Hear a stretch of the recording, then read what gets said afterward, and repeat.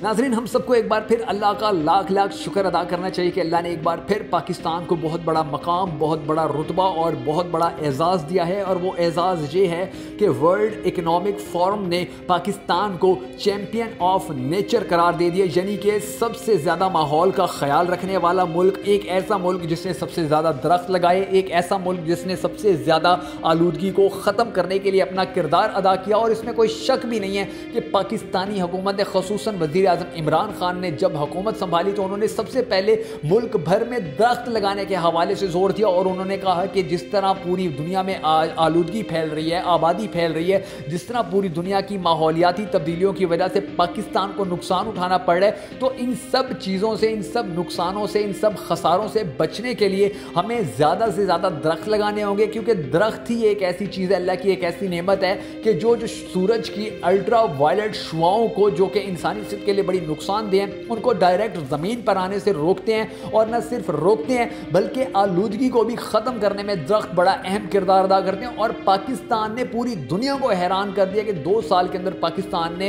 इतने ज़्यादा दरख्त लगाए हैं, शजरकारी की मुहिमें इतनी ज़्यादा चलाई गई हैं कि अब पूरी दुनिया और ख़ुसूसी तौर पर वर्ल्ड इकनॉमिक फोरम पाकिस्तान की तारीफ़ करने पर मजबूर हो गया। हालांकि नाज़रीन, ये वर्ल्ड इकनॉमिक फोरम वही इदारा है कि जो पाकिस्तान के बारे में हमेशा नेगेटिव खबरें ही देता आया है। कभी कहते हैं कि पाकिस्तान में गुर्बत बढ़ गई है, कभी कहते हैं पाकिस्तान में बेरोज़गारी बढ़ गई है, कभी कहते हैं पाकिस्तान में बीमारियां बढ़ गई हैं, कभी इसकी रिपोर्ट होती है कि पाकिस्तान में दहशतगर्दी बढ़ गई है, कभी इसका ये कहना होता है कि पाकिस्तान तबाही के दहाने पर पहुंच चुके हैं। यानी कि इनके मुंह से पाकिस्तान के लिए कभी खैर नहीं निकली है। मगर अब अल्हम्दुलिल्लाह पाकिस्तान की हुकूमत ने, पाकिस्तान की आवाम ने, पाकिस्तान के लोगों ने, पाकिस्तान के इदारों ने ऐसा काम किया है। अब अल्हम्दुलिल्लाह हम सब मुत्तहिद होकर पाकिस्तान के भले के लिए इकट्ठे होकर सामने इकट्ठे चलना शुरू हो गए हैं, सामने आना शुरू हो गए हैं कि अब दुनिया के बड़े बड़े इदारे मानने पड़ गए कि जी ठीक है, पाकिस्तान को जैसे भी हालात थे पाकिस्तान के, पाकिस्तान जिस तरह भी माजी में रहा, मगर अब पाकिस्तान जो इक़दामात कर रहे हैं, जो कदम उठा रहे हैं, जो ऐलानात कर रहे हैं, जो कोशिशें कर रहे हैं, जो भी अहकामात हुकूमत जारी कर रही है, उनके नतीजे में जो रिज़ल्ट सामने आ रहे हैं, उन रिज़ल्ट को देख कर ये लगता है कि पाकिस्तान अब अच्छाई की तरफ जा रहा है, पाकिस्तान अब तरक्की की तरफ जा रहा है, पाकिस्तान अब दुनिया के लिए अमन का गहवारा बनने जा रहा है। अब पाकिस्तान पूरी दुनिया के अंदर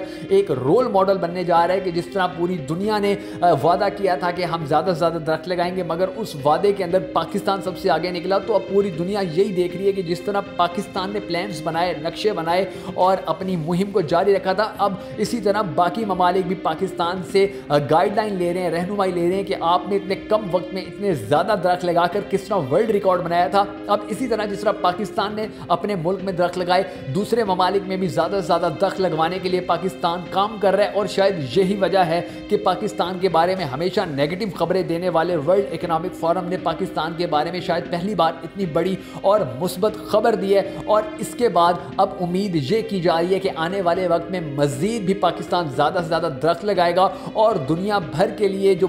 ख़तरा बन चुकी है माहौलियाती आलूदगी, जो माहौलियात के हवाले से ख़तरात बढ़ चुके हैं, उनको ख़त्म करने में अपना मरकज़ी किरदार अदा करेगा।